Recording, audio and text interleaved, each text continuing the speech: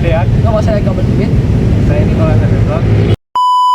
Peternakan adalah salah satu sektor penting dalam memenuhi kebutuhan pangan, mulai dari hewan ternak besar hingga hewan ternak kecil. Semuanya memiliki peran dalam perekonomian. Nah, kali ini kami akan membahas tentang peternakan kelinci, yang dimana kami akan mengunjungi salah satu peternakan kelinci di Brastagi, tepatnya di Jalan Jamil Ginting, Distrik Bawah. Kami juga bakal mengobrol langsung dengan pemilik yang mengelola usaha peternak kelinci tersebut, yaitu Bapak Jamin Purba. Halo semuanya, kami dari SMA 1 Kebun Cahaya di kelas F9.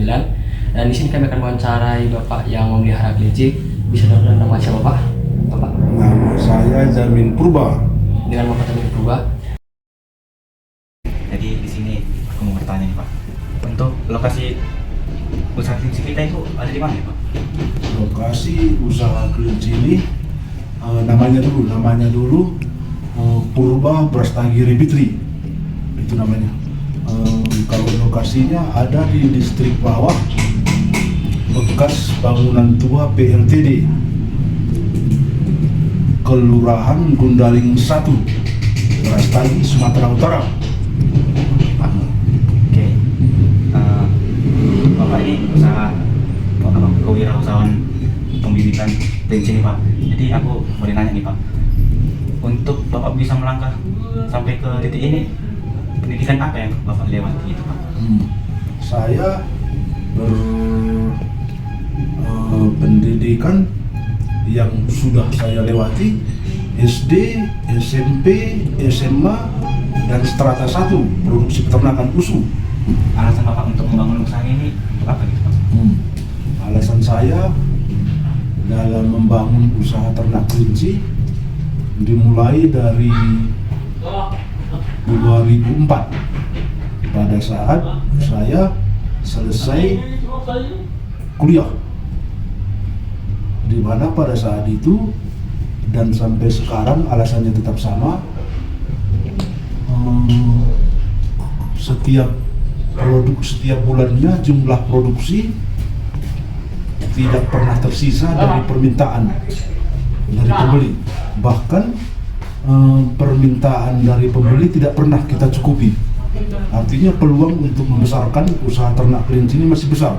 Dan itu terlihat awal mula 2004 saya mulai ternak kelinci. Jadi itulah alasan yang pertama mengapa saya berusaha dalam budidaya ternak kelinci. Lanjut itu, berapa lama peternakan kelinci udah berdiri Pak?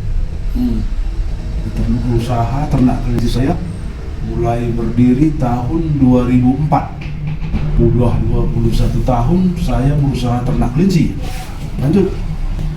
Sampai itu, alat atau bahan yang digunakan untuk pembuatan peternakan kelinci? Alat dan bahan yang digunakan kesehariannya dalam usaha ternak kelinci ada beberapa. Pertama dulu mobil pickup. Mobil pickup itu gunanya untuk pengangkutan pakan kelinci berupa rumput limbah pertanian, khususnya wortel, limbah wortel. Jadi bahan dalam itu satu dulu pickup, kedua sapu lidi, ketiga tenda biru, itu untuk penampungan urin kelinci, keempat ember pecah, itu tempat pengumpulan dari kemiringan tenda biru yang jatuh ke ember anti pecah itu, dan dikumpulkan semua di tong 200 liter, tong biru 200 liter. Itulah bahan dan alat dalam usaha ternak kelinci. Oke Pak, selanjutnya itu bagi proses pembentukan usaha dari awal sampai sekarang. Proses usaha budidaya ternak kelinci mulai dari awal sampai sekarang. Awal itu bermodalkan 9 juta dengan pembangunan kandang dan dimulai dengan pemeliharaan anak yang umur lepas sapih, dan sampai sekarang jumlahnya 300 induk. Bila dihitung dengan jumlah anak keseluruhan minimal setiap bulannya ada 1.000 ekor. Ini kan akan ngasih beberapa pertanyaan. Pertanyaan pertama itu untuk melihara kelinci itu pengeluaran sekitar per hari atau bulan itu sekitar berapa Pak? Pengeluaran dalam budidaya peternakan kelinci di usaha saya operasional semua mengeluarkan sekitar 10 juta per bulannya. Mau nanya Pak, itu 10 juta per bulannya itu dalam uang apa aja itu Pak untuk kelinci itu Pak? Makannya, tak bersihnya segala macam itu gimana? Iya, uang keluarnya dalam 10 juta itu pertama dulu tenaga kerja. Iya. Bensin untuk angkutan pengambilan pakan kelinci, obat-obatan yang digunakan untuk kelinci yang sakit seperti wormectin dan antibiotik, dan pembelian alat-alat kandang seperti sapu, ember, tenda biru. Itulah penjelasan yang 10 juta. Terus kalau misalnya pengeluaran 10 juta gitu, pemasukannya berapa itu Pak? Banyak untungnya kayak gitu Pak? Pemasukannya kita hitung sama-sama. Kelinci ini ada indukannya 300 ekor. 300 ekor untuk mengambil pendapatan kotornya, rotasi produksi kelinci itu 2 bulan sekali. 2 bulan sekali artinya si induk kelinci hamil 1 bulan dan membesarkan anak 1 bulan. Setelah 1 bulan anaknya bisa dijual. Jadi putaran rotasi produksi 2 bulan sekali. 2 bulan sekali, makanya induk yang 300 ekor itu kita bagi dengan 2. 150 rata-rata anaknya 6 ekor. 6 kali 150 900. Harga terendah dari anak kelinci 30.000, 900 kali 30.000, pendapatan kotornya 27 juta dan biaya operasional 10 juta. Jadi pendapatannya per bulannya 27 kurang 10, 17 juta. 17 juta per bulannya bersih. Itu udah pasti? Udah pasti. Lebihnya bisa. Terus itu penjualannya itu gimana Pak? Penjualannya itu ke orangnya itu gimana dia Pak? Penjualannya kita hanya menunggu pembeli di lokasi kandang aja. Jadi yang datang itu ada pehobi, ada yang orang jalan rekreasi, ada yang datang agen yang memang kerjaannya pengumpul ke anak kelinci. Itu distribusi hasil dari produksi. Selanjutnya karena Bapak ini juga pernah mendapatkan masalah Pak. Apa masalah Bapak itu bisa dalam berusaha? Masalah yang paling besar dalam usaha ternak kelinci itu cuaca yang ekstrim. Cuaca yang ekstrim artinya curah hujan setiap hari, setiap minggunya tinggi.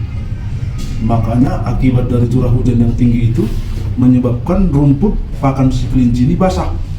Dengan basahnya rumput pakan kelinci ini bisa menyebabkan skabies. Skabies itu kandang kotor karena lembab, dia ada kudis di sela-sela kukunya, di hidungnya, kuping.